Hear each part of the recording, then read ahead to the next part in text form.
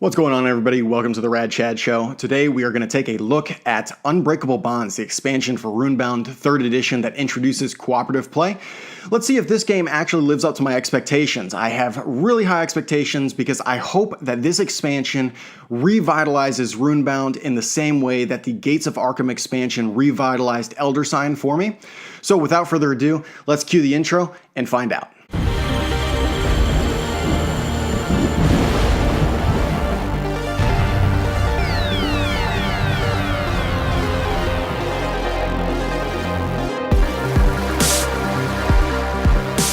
Okay, so the first thing that I want to explain to you guys is simply what comes inside this box. Now you get 5 scenarios, 2 of which are completely brand new. The other 3 are cooperative versions of pre-existing scenarios, such as the 2 that came with the base game.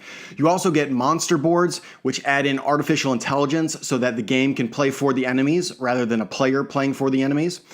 You also get 2 brand new characters. You get a handful of cooperative skills, amongst other items such as more just regular skills or items, for example, that are just shuffled into the deck. And then you get certain little unique things, like there are city events now that will pop up and add a little bit of a story flair when you go to do shopping at the various towns and cities. So that's what comes in the box, but the way that I want to do this review is just to take a look at the, 4 or so main questions that somebody who's interested in this expansion might have, and what my personal thoughts and opinions were regarding those questions. So the first one is, do the cooperative modes feel different than the scenarios that came in the original box, and how good are those scenarios actually? And I think the answer is they feel dramatically different.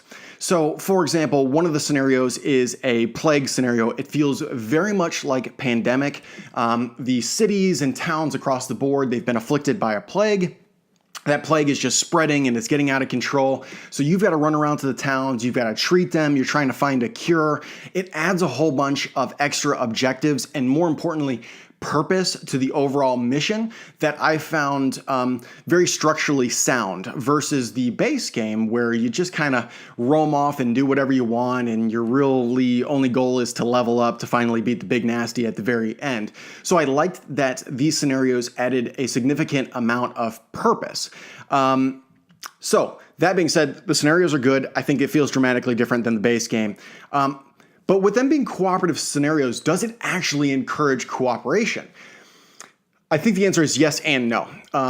More so no than it is yes. If you're going to play this game as a solo game or a 2-player game, I think the amount of cooperation that you're actually going to do is fairly minimal. And the reason for that is the board is just so massive that within the first few minutes of the game, you've probably spread out into different corners of the map and you're doing your own thing. One person, and this is really where the cooperation comes in, one person might be more focused on running around and curing the towns, whereas the other person might be more focused on leveling up so that you can actually defeat some of the enemies. Like, for example, an enemy might pop up in an event card and they might just camp on right on a town. And until you defeat that enemy, you can't cure that town. Well, you got to cure the town in order to defeat the scenario. So basically you can sort of prioritize who's going to do what. And in that sense, yeah, sure, it's cooperative, but the game introduces a lot of cooperative elements. So you can join up in parties, which allow you to move across the board together. You can get skills that somehow help each other as you're in parties. You can mail each other envelopes that have got items.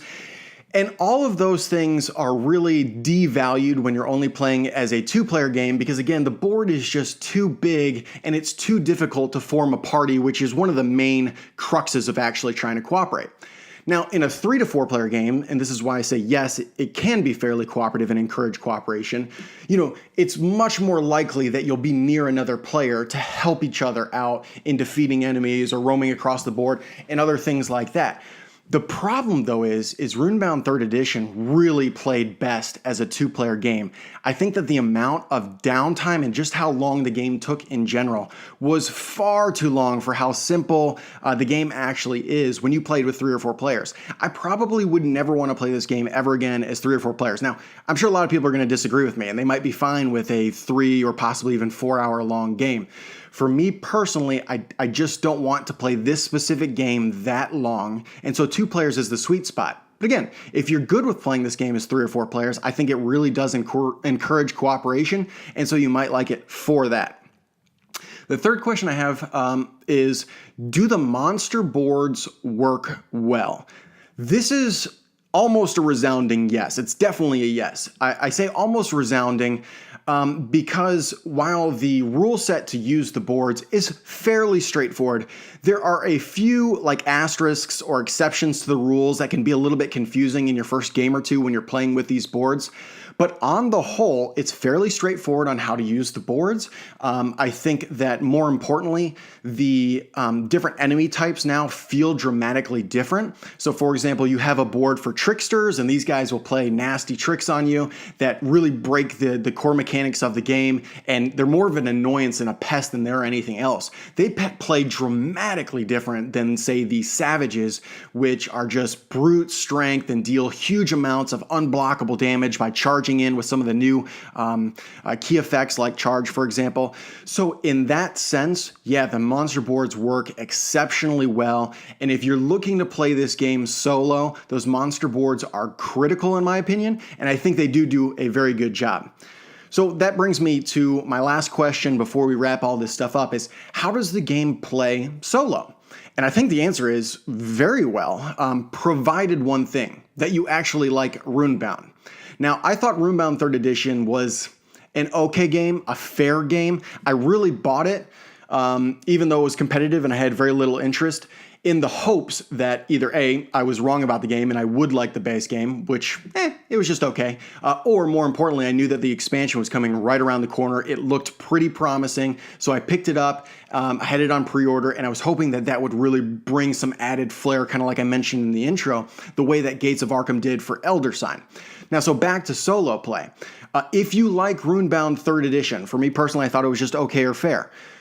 But if you do really like the game, I think that absolutely the solo play is great. I think first and foremost is you can get games easily down to an hour playtime, and that is like the perfect amount of playtime for this game. I think it should be somewhere between an hour to an hour and a half, maybe 2 hours max.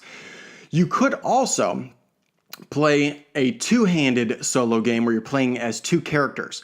Now, I'd probably encourage that. I've played solo as one character on a couple occasions, and I think what I found out, and we'll take the plague scenario for example, is that you have to prioritize certain things over other things. So for example, I was running around the board trying to find the cure and ultimately get the disease under control, and I just wasn't strong enough to defeat certain enemies. So I ended up losing those games where I was playing as just one character. Now they were very close. I lost them with, in one case, I needed one more turn, so 2 or 3 more actions. In another case, I literally lost and I only needed one more action. I had defeated my enemy finally. I just needed one more action to flip the disease to cured, and I would have been good. So I guess what I'm saying is solo's fine. It's even good if you really enjoy the game. I would suggest playing a two-handed game. That way you can have one person doing one thing and another doing another thing and help prioritize a little bit better. So let's wrap all this up. Is Unbreakable Bonds a worthy expansion to Runebound 3rd Edition? That answer really varies. If you really enjoy Runebound 3rd Edition, you like the POG system, you like the adventuring, you like everything that that game has to offer, and you're just saying, man, I wish there was a way I could play solo. I wish there was a way I could play cooperative. I wish it had things like enemies that had artificial intelligence and could play for themselves. Then absolutely, this game adds a ton of content and adds some really good unique scenarios. I think that this is a perfect fit for somebody who likes Runebound 3rd Edition. If, on the other hand, you did not enjoy Runebound 3rd Edition, I don't think that this in any way, shape, or form would change your mind. Is it an improvement over the base game? Yeah, absolutely. But it's not some dramatic, landslide, amazing revitalization of the game where you have to jump back in and give it another shot because this makes it so much better. That's not the case. If you don't like Runebound 3rd Edition, I don't think this is going to change your mind. And if you're sort of like me, where you thought, maybe this will, be just enough to make me thoroughly enjoy Runebound, again, I think that's a maybe, right? I think it certainly improves the game, but I don't think it improves it enough. I think there are other games, solo games, for example. You've got Lord of the Rings, the card game. You've got Mage Knight. There are tons of solo games out there these days that are better than Runebound 3rd Edition. I also think you have games where you kind of adventure around a giant board. You have scenarios, you level up your character, you get new items, you get some story involved. Eldritch Horror is a great example that I think do this general concept better as well. But I understand a lot of people really like Runebound, and so if you're one of those people, this is right up your alley. So if I had to put a score on Unbreakable Bonds, I think the first thing I would want to say is, what would I even give Runebound 3rd Edition to begin with? The answer to that's probably, I don't know, maybe a 5 out of 10. It's almost the definition of an average game to me. The Unbreakable Bonds expansion, I'd maybe give a 6 out of 10. I think it's slightly better. And again, if Runebound's your thing, I think check this out. So anyways, thanks for watching this review of Unbreakable Bonds for Runebound 3rd Edition. And until next time, this was the Rad Chad Show. Thank you for watching the Rad Chad Show. Till next time.